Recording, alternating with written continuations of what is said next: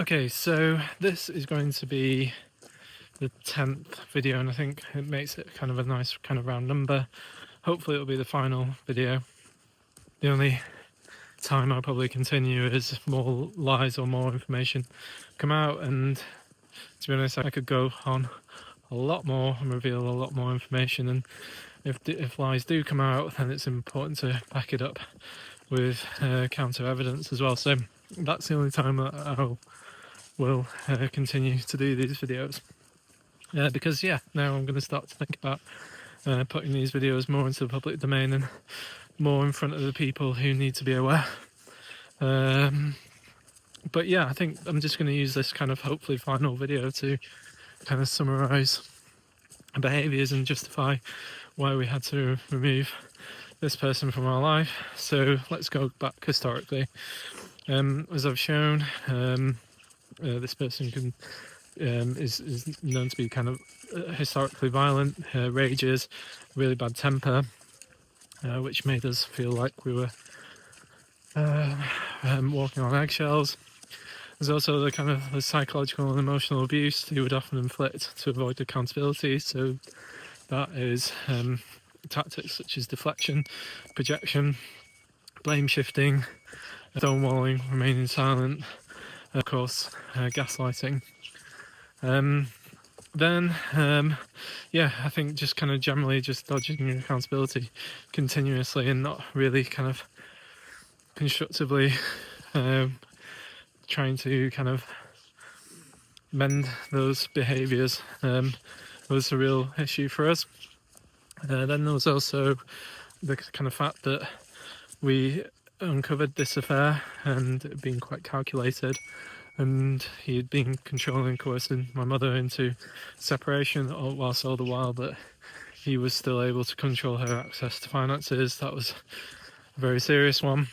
Then there was also similarly as well kind of threats made historically to my sister and my brother-in-law that they would end up disowned and financially ruined should they walk away from running the business. So then there is of course the £26,000 financial infidelity.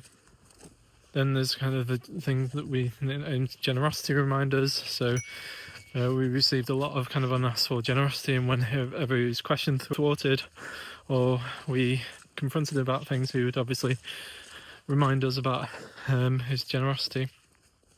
Then there's also potential image management of using his generosity with his new family to try and kind of buy them. And no doubt we'll find that he's been pushing a real quite fake narrative about us, about him.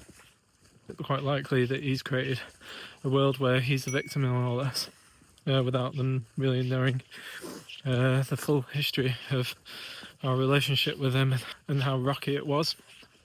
Then there's also kind of manipulating people, family members, against my mother.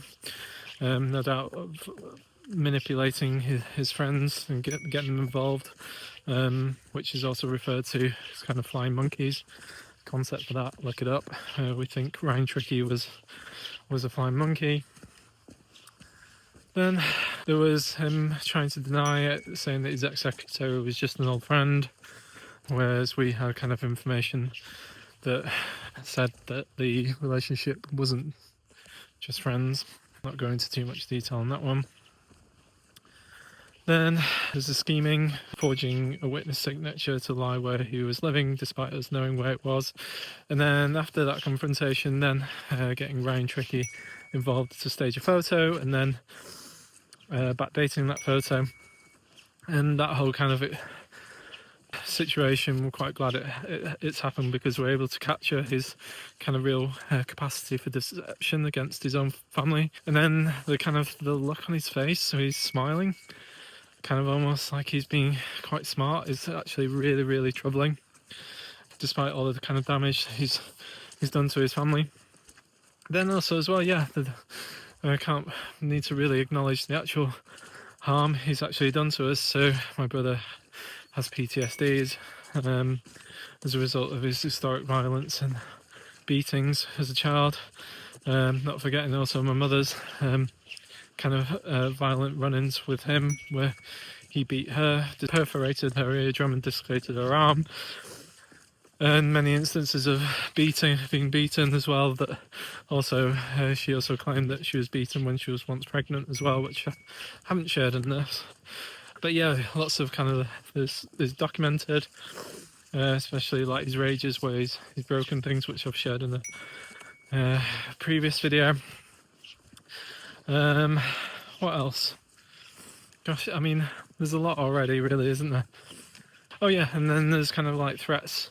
Well, also how he would often how he used being left in his will as a way to influence our business and life decisions. But then when we confronted him with the things that he definitely did, he then threatened that he would cut us out of his will. That's fine as well, because obviously it's really helpful for us to capture that, to really show the type of person he is, with using kind of finances to be able to kind of control and influence. But yeah, I mean, him going back on being included in his will was a hugely damaging one financially, particularly for my brother and sister. So and then yeah, the kind of, sorry, going back to the kind of mental health impact. I have ADHD.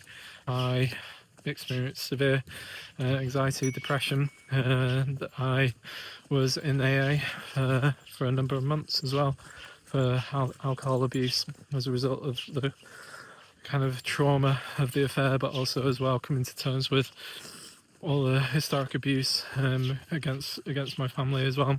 Then there's the kind of depression that my sister and my mother experienced as well.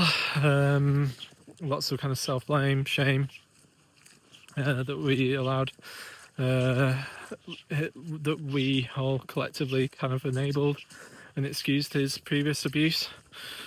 So yeah, there's a lot there, and yeah, that is why essentially he's not in our life anymore, because emotionally, psychologically and financially he's not safe to include in our life, and he's now run away to Spain, no doubt.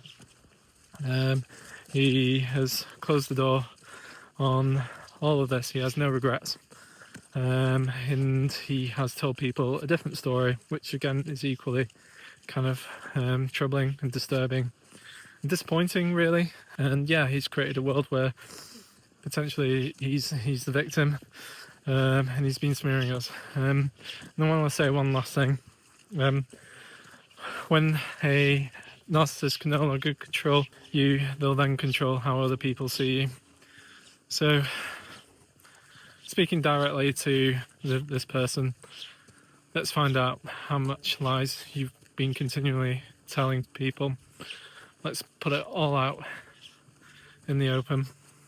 And to the people that feel they have been manipulated or told a different story of events, and they feel they've been equally deceived or misled, then feel free to contact me, and I'll show you a lot more information if you care to take some time to do it. If you don't, it's not really skin off my nose. Me and my family know the truth. We have lots of evidence, communications videos, documents, court papers, bank statements, everything that helps kind of back up what I'm saying. So yeah, I mean, I'm not concerned at all of being accused of telling any sort of lies, whereas the truth is not on his side. So anyway, yeah, hopefully I'll not have to film more of these videos and that'll be the end of it. But now I'm going to put it to bed now. I can go out on my walks knowing that I spent over a year pulling together all this information. Should any lies emerge about me and my family, it's all there, ready for the open. Anyway, take care. Bye for now.